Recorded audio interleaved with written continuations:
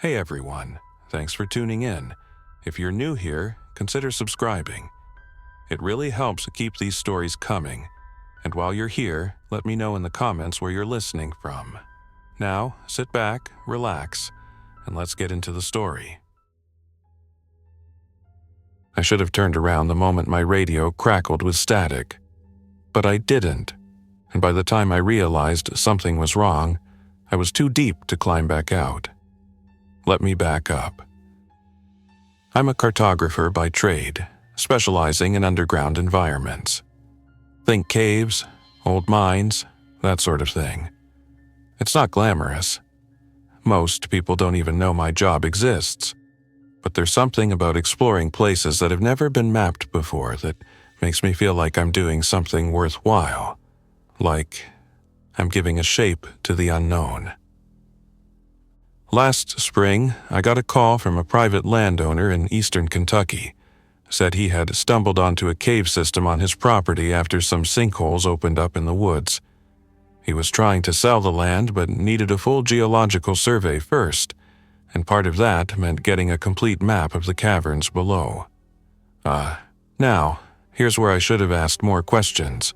He didn't want to go through a university, no formal contracts, paid in cash, said he didn't want red tape slowing things down. I should have walked away right then. But the paycheck was too good to ignore. I packed my gear, 3 days' worth of supplies, a harness, rope, headlamps, my LiDAR scanner, and a backup GPS tracker, and drove out to his property. Middle of nowhere. The kind of place where the night sky actually looks like something out of a planetarium. When I got there, the guy was already waiting for me. Lean, gray-bearded, the kind of man who looked like he'd been chopping wood his entire life. He didn't talk much, just pointed me toward the mouth of the cave, handed me a faded topo map with a few scribbled notes and said, "Be careful down there." Then he left. I set up my gear by the entrance and ran a radio check with my emergency contact, my buddy Jake back home. We had a system. Check in every 3 hours or he'd call search and rescue. The first part of the descent was typical. Narrow crawl spaces, tight squeezes, moist air. Everything echoed. The scanner picked up a pretty large system, more than the map had indicated. After 2 hours, I was already deeper than I'd expected. The cave just kept going. But I wasn't worried yet. Not until I reached the first chamber. It was off. That's the only way I can describe it. The ceiling stretched 30 feet up, covered in mineral formations that looked almost like petrified vines. The air was stale, still, and cold, colder than it should have been for that depth, and there were marks on the walls. Not tool marks, not scratches from animals. These were carvings. Symbols I didn't recognize, worn into the stone like someone had spent a long, long time etching them there. I took some photos.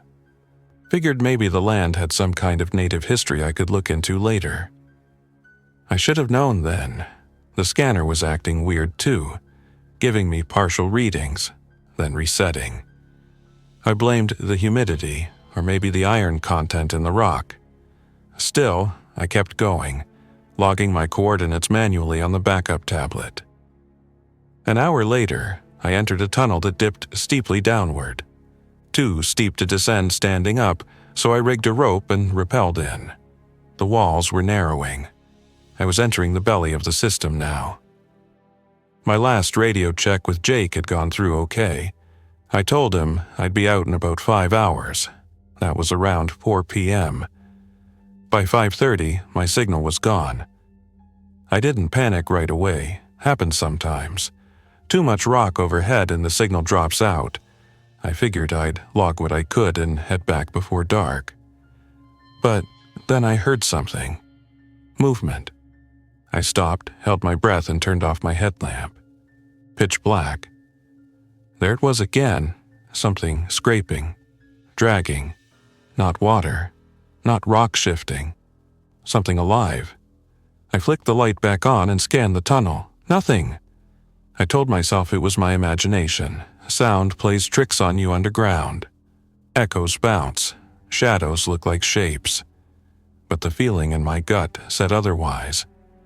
I picked up the pace, hoping to reach a larger chamber where I could set up camp and recalibrate my bearings.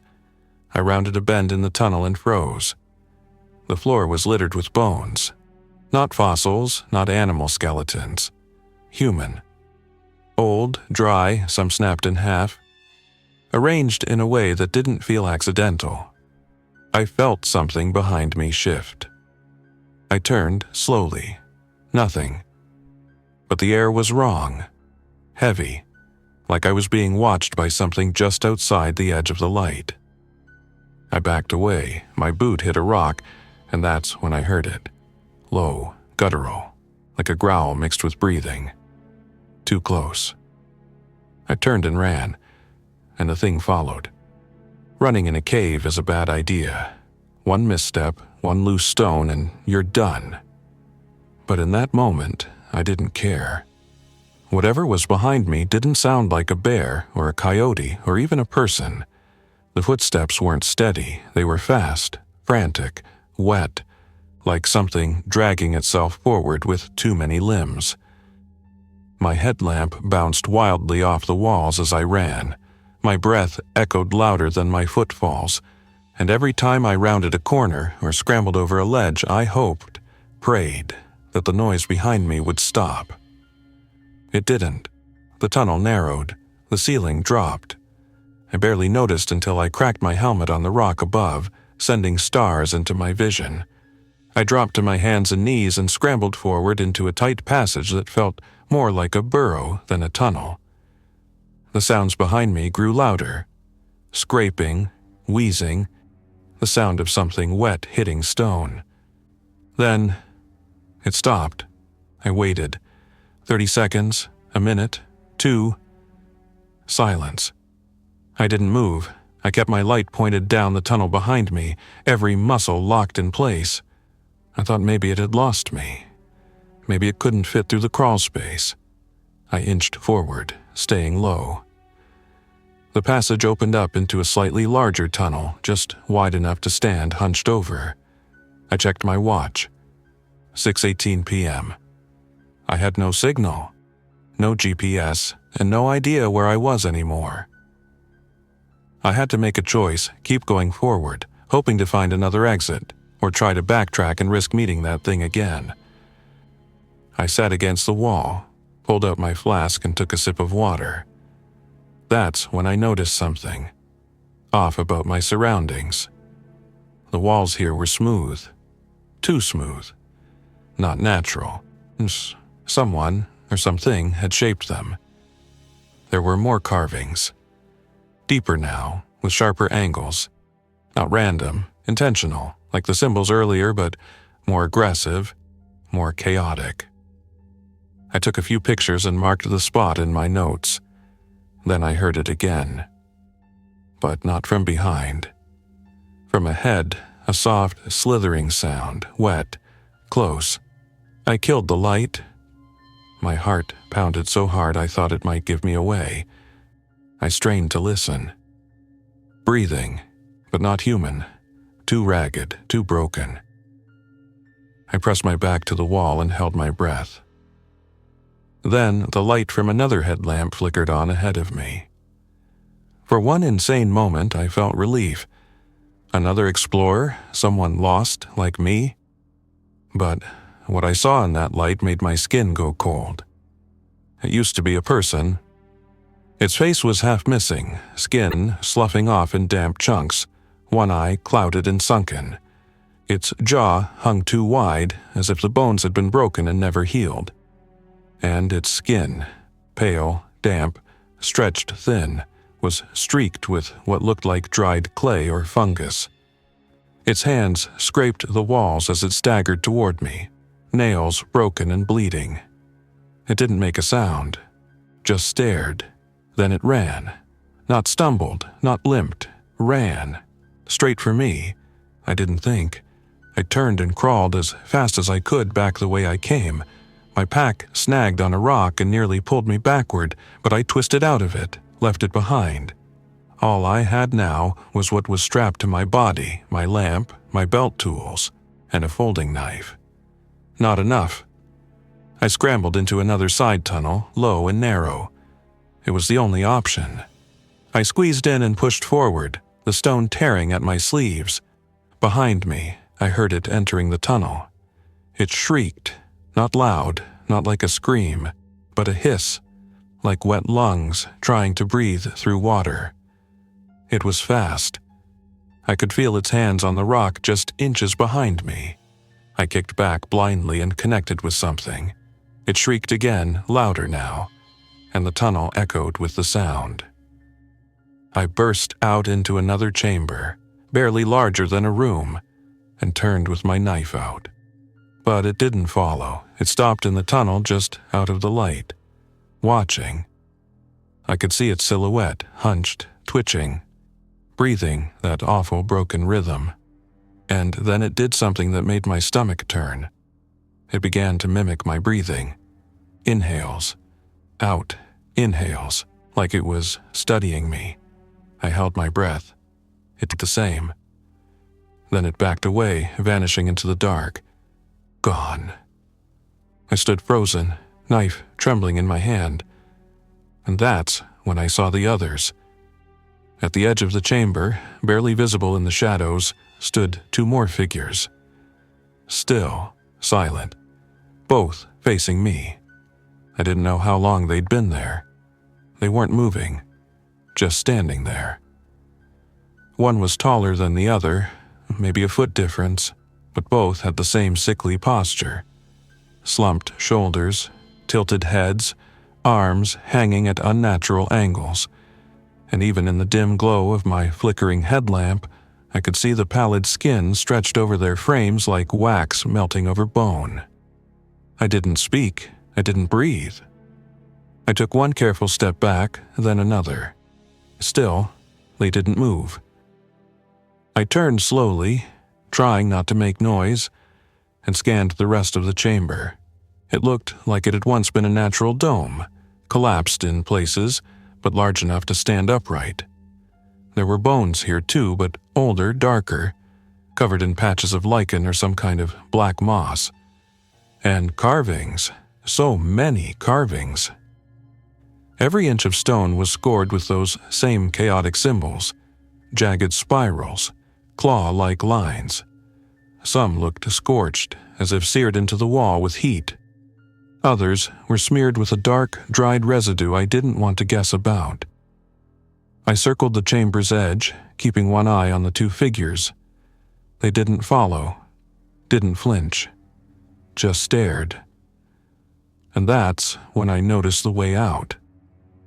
Another tunnel, barely visible behind a fallen slab of rock, just wide enough to squeeze through on hands and knees. I didn't wait. I dropped to the floor and slid inside, heart hammering so loud I thought they'd hear it. The stone scraped my arms and knees, but I didn't stop. I crawled until the air felt thinner and the space grew even narrower. Then I heard something ahead of me. Breathing. Not the broken gasps I'd heard before. This was calm, controlled, almost human. I stopped crawling. "Hello?" I whispered, stupid, I know. Silence. Then the breathing stopped, followed by the sound of something shifting in the dark. Then came the whisper. Low, guttural, like it came from inside the rock itself. "Still here?" I turned around, fast. Behind me, the tunnel was empty, no movement, no light. I whipped my head forward again and came face to face with something in the dark. A face, inches from mine, gray, hollow-eyed, lips torn but smiling, if you could call it that. I screamed, kicked backward and scrambled in reverse, slamming my helmet against the stone as I retreated. The thing didn't follow. It just watched, head twitching slightly, as if listening to some far-off melody I couldn't hear. I backed into the chamber again, panting, soaked in sweat. The two figures were gone. That was almost worse. Then I heard it, no, felt it, a vibration.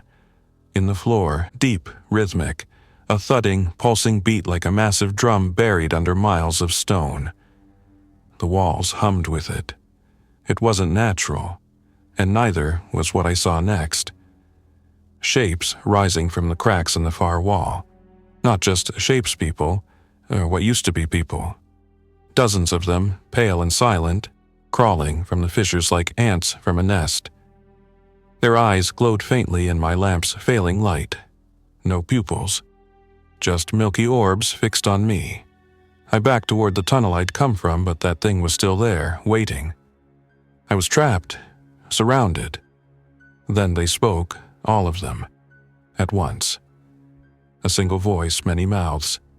You are not meant to be here. The walls pulsed again. A low tone, like the cave itself, was breathing. I dropped to the floor, covered my ears. The sound wasn't loud, but it was inside me. It pressed against my thoughts, my memory. I could barely focus. And suddenly, everything went dark. My headlamp died. Total blackness. I fumbled for the spare, fingers numb, heart pounding. I heard movement, skittering, dragging, breath on my neck. Then a single phrase whispered in a voice I recognized. Jake's voice. Get out. The lamp clicked on. I was alone. The chamber was empty. Not a single body, no bones, no symbols. Nothing but smooth stone and silence.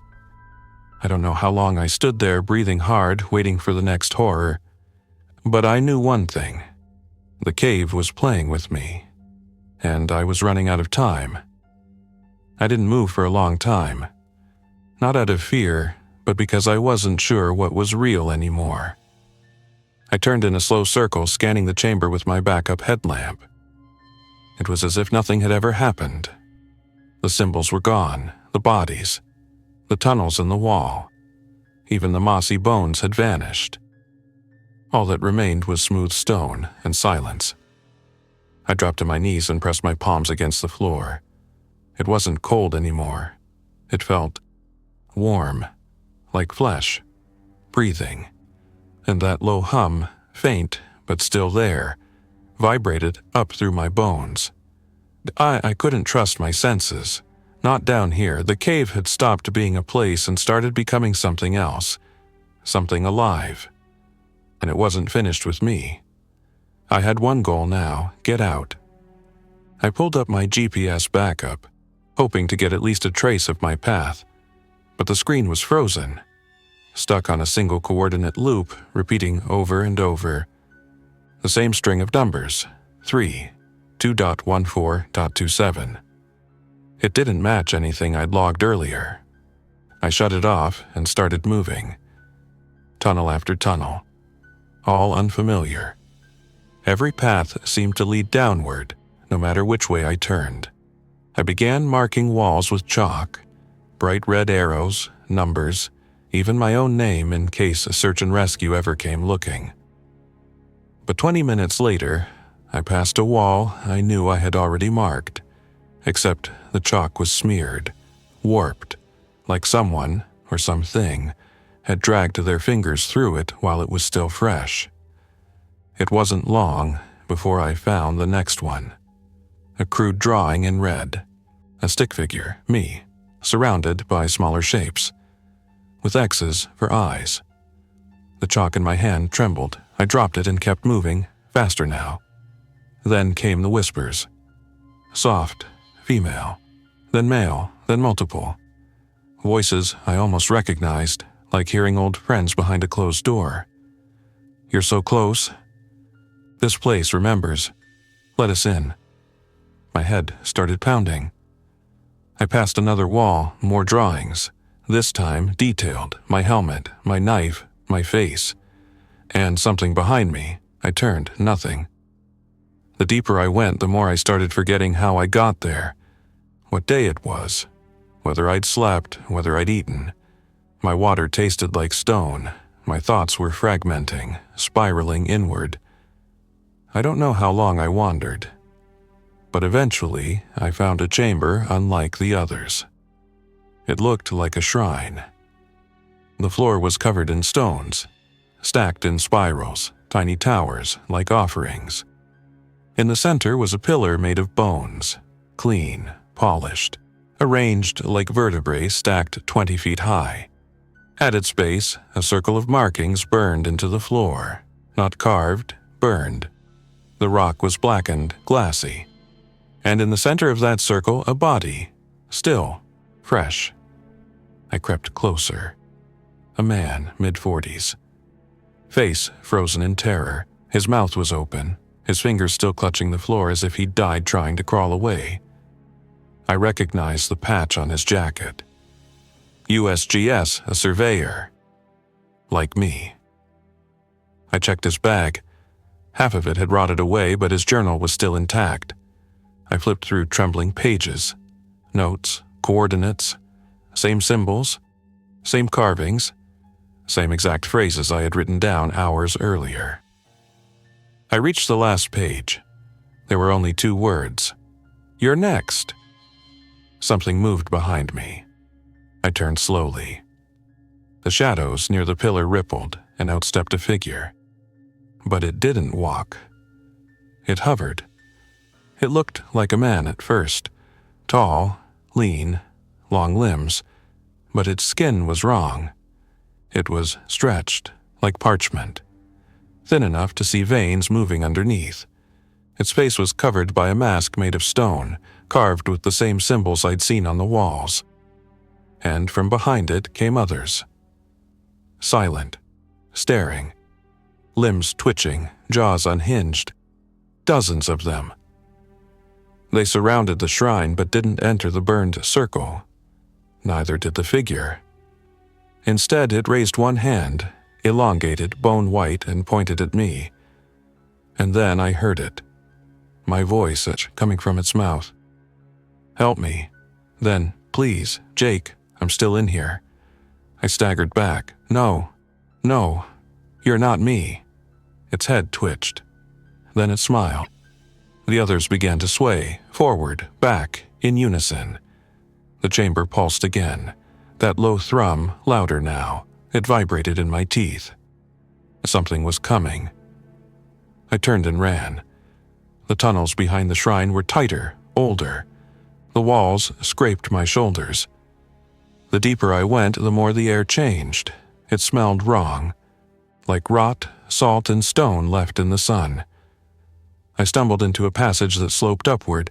Finally, a way out.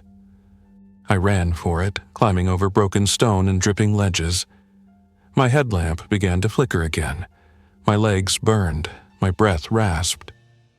Behind me, I heard them. All of them. Coming closer. I should have been hopeful. An upward slope usually means an exit, or at least a change in elevation. A possible air pocket. Maybe even daylight if you're lucky. But not here. Not in this place. The tunnels seemed to breathe around me. The stone walls expanded and contracted subtly, like lungs inhaling some ancient, poisoned air. The deeper I went, the more my thoughts frayed at the edges. I don't know how long I climbed. My limbs moved on instinct, like I wasn't fully in control of them anymore. Then I saw the light. A faint, flickering glow ahead, pale green, like firefly trails. It shimmered against the stone, casting impossible shadows that twisted and danced with no source. I slowed, cautious. The tunnel opened into a vast hollow space, bigger than anything I'd seen so far. And I mean massive, an underground cathedral. The ceiling was so high it disappeared into darkness. In the center was a pit, a deep, bottomless chasm that gave off the glow. The walls of the chamber were lined with alcoves, shelves, and outcroppings, all filled with them. Dozens, maybe hundreds. Some standing, some swaying, some curled into fetal shapes against the walls, twitching like dreaming things. But all watching. I didn't dare step forward. Then, from the pit, something rose. Not fast, not aggressive, just rising. A slow, deliberate motion like it had all the time in the world. It wasn't like the others. It wasn't like anything I've ever seen. It had no real form, just the suggestion of one. Long arms that ended in too many fingers. A face that wasn't a face at all, just a mask of shifting symbols, glowing faintly beneath the skin. Its surface shimmered like oil, and it spoke without sound. The voice was inside my skull, pushing against my thoughts. You opened the way. I stepped back. You brought light where there should be none. My knees gave out. I dropped to the floor, hands trembling. You carry the map, the shape, the knowledge. Then it showed me. Not with pictures, not with words. With memories, flashes, visions. A time before us, before people. When the world was still young and hollow inside. When something old crept through cracks in the earth, searching for warmth. This cave, this system, wasn't just rock. It was a womb, a nest. A place where things grew in the dark and remembered what it meant to be alive before light took that away. I saw the landowner, the one who hired me. He wasn't clueless. He was a caretaker, a warden, someone who had kept the entrance sealed. Until the sinkhole. Until me. The moment I entered the cave, it had begun waking up. The figure, this ancient, shifting mass, leaned closer. You carry the memory of paths. You will be the guide. That's when I realized what it wanted. It didn't want to kill me. It wanted to use me, to map its way out, to find others. To grow, I screamed. Not out loud, but inside, like fighting a weight pressing into my soul. I ripped the tablet from my pack, the one still stuck on those looping coordinates 32.14.27. I didn't know what it meant, but I had a thought. If it was trying to copy me, I could flip the script. I scrolled to the manual override, began wiping the stored pathing data. Every tunnel I'd scanned, every note, every coordinate. The mass screamed, not with sound, with force. My head split with pain. Blood ran from my nose. My eyes burned. But I kept pressing the screen, deleting, scrambling, erasing the map. The light in the chamber pulsed. The things in the alcoves writhed. The green glow flickered, dimmed. Then silence. Nothing. The mass stopped moving. And slowly, like melting wax, it began to collapse. The things on the walls, they dropped, one by one. Empty. Soulless. Whatever it was, I had severed its reach. I didn't wait. I climbed to the top edge of the chamber and found a narrow crawl space I hadn't seen before. The air was thinner there, cooler. My lamp blinked twice, then came back to full power. I felt something I hadn't felt in hours. Hope. I crawled until my arms were numb, until my knees were raw. And then I saw it. A breeze, a real one. A shaft of moonlight. I pulled myself through a crack in the rock and collapsed onto the forest floor. It was night. Crickets. Wind in the trees. Real stars overhead. I was out. I didn't cry. Not at first. I just laid there in the dirt, staring at the stars, my body still shaking from exhaustion and adrenaline. The fresh air felt foreign. The night was too open, too wide, after hours trapped underground. But I was alive. Somehow. My gear was shredded. The mapping tablet was fried. Screen cracked. Battery melted from whatever I'd done back in that chamber. My backup light flickered, then died completely. All I had left was my knife and the torn remains of my field log. I checked the date. 12 hours. That's all it had been. 12 hours since I entered the cave. It felt like years. I followed the ridgeline back toward the dirt road. My truck was still there, mud-caked and silent under the stars. I climbed in and sat with my hands on the wheel for a long time before I could even turn the key. The engine started. I drove. No music, no radio, just tires crunching gravel and the low hum of the road beneath me. But about 10 minutes in, something started bothering me. A smell, faint, sour, like damp soil and rot. I pulled over, got out, opened the bed of the truck, checked every inch. Nothing, but it didn't go away, and the smell was inside now, in my clothes, my hair, my skin. I drove home in silence, windows down, trying to ignore it. I slept that night with the lights on. Not that I really slept. I'd close my eyes and see that face, the not face, shifting, speaking in my own voice. In the morning, I tried to call the landowner, the one who'd hired me. No answer, straight to voicemail. His website? Gone. The parcel listing? Pulled. It was like he'd never existed. I contacted the USGS, reported unstable conditions, hazardous chambers, a risk to public safety.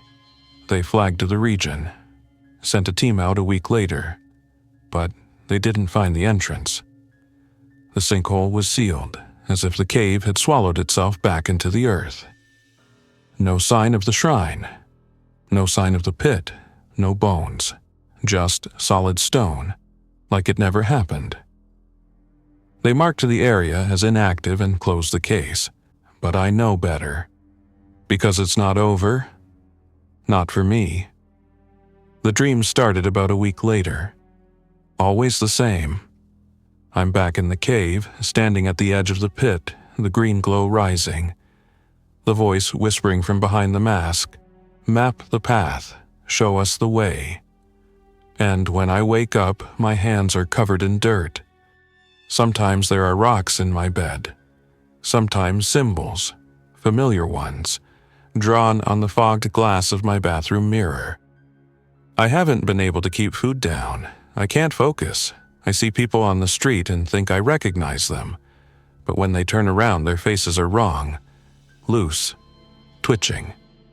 I've started recording everything, in case I change, in case I forget who I was before that cave. Because here's the part I haven't told anyone. Here's the part that keeps me awake long after the sun has come up.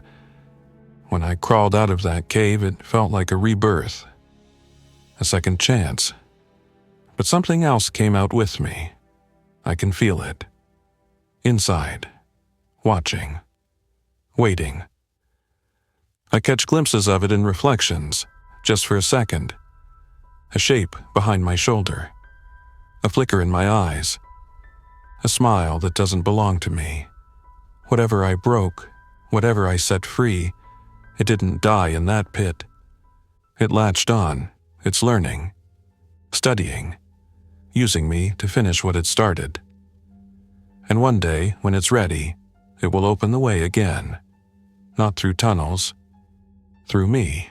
So, if you're watching this, if you're hearing my voice, stay out of the dark. Don't go underground. And if you ever find a cave marked with strange symbols, bones stacked in spirals, or walls that feel like they're breathing, run. Because I survived 12 hours in that place. But I don't think I came back alone.